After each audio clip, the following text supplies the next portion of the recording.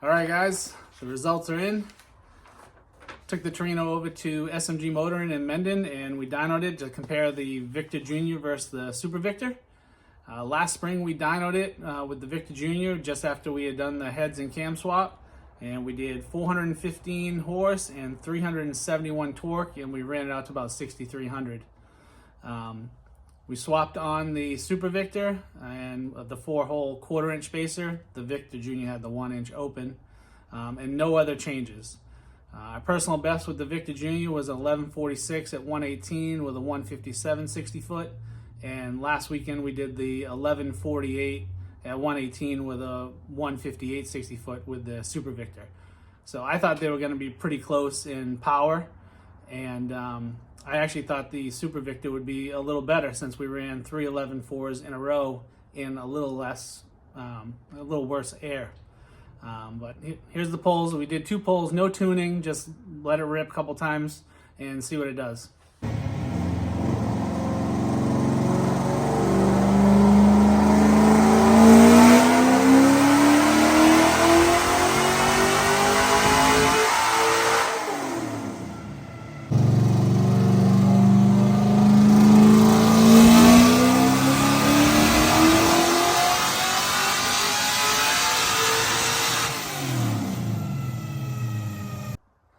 All right, here's the results.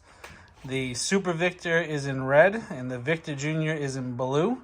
And you can see the Victor Jr. kicked the crap out of the Super Victor. We were a little leaner on this run, a little over 13-1, and we were kind of fat when we ran the Victor Jr. We ran the Super Victor out to 7 grand where the rev limiter was getting into it.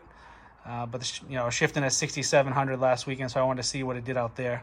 I really expected out in this end of the curve that we would have picked some up. I expected to lose some down on this side of the curve, but yeah, the Victor Jr. killed it all around.